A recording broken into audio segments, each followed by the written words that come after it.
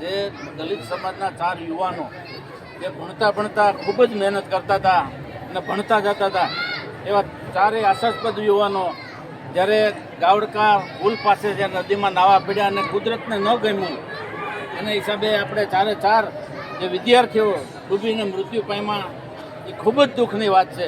કારણ કે આ દુઃખ એના પરિવારને સહન કરવાની શક્તિ આપણે ભગવાન પાસે માગવી પડે. આપણે ન આપી શકીએ ત્યારે ભગવાન એને ખૂબ એના પરિવારને આ સહન કરવાની શક્તિ આપે. અને આ જે આત્માઓ 4 આત્માઓ છે એને ઉપરથી પરમ કૃપાળુ જે પરમાત્મા છે એને ખૂબ શાંતિ આપે એવી ભગવાન પાસે પ્રાર્થના કરીએ છીએ. અને આ પરિવારને જ્યારે દુઃખ પડ્યું છે ત્યારે એના માટે જ્યાં જરૂર પડશે ત્યાં અમે એની સાથે જ રહેવાના છીએ. આજે આ પરિવારનું જ્યારે ઉપસ્થિત થયા છે ત્યારે આ પરિવારને આશ્વાસન આપવા માટે અમે સૌ આગેવાનો અહીંયા આપણા સાંસદ ભરતભાઈ સુતરિયા છે, આપણા જિલ્લા ભાજપના પ્રમુખ અતુલભાઈ છે, આપણા સરપંચ શ્રી ઉપેન્દ્રભાઈ છે, હિંમતભાઈ છે, અહીંયા અમારી સાથે આવેલા તમામ આગેવાનો આપ સૌને સાથ અને સહકાર અને તમને જે આશ્વાસન આપવા માટે જ્યારે આવ્યા છીએ ત્યારે પરમ કૃપાળુ પરમાત્માને આપણે પ્રાર્થના કરીએ કે આ 4 પરિવારને સહન કરવાની શક્તિ આપે. અને જે યુવાનો આપણી વચ્ચેથી જે વિયાઈ ગયા છે એને પરમ કૃપાળુ જે પરમાત્મા છે એના આત્માને શાંતિ આપે એવી પ્રાર્થના કરીએ. વંદે માતરમ, ભારત માતા કી જય. આ જયભાઈ કાકડિયાએ આપણા નવયુવાન જે બાળકો મૃત્યુ પામ્યા એમને શ્રદ્ધાંજલિ આપી અને ભગવાનને પ્રાર્થના કરી છે. ભાઈ શ્રી ભરતભાઈ સંસદ સભ્યને વિનંતી કે 2 શબ્દો શ્રદ્ધાંજલિ પેટકે છે.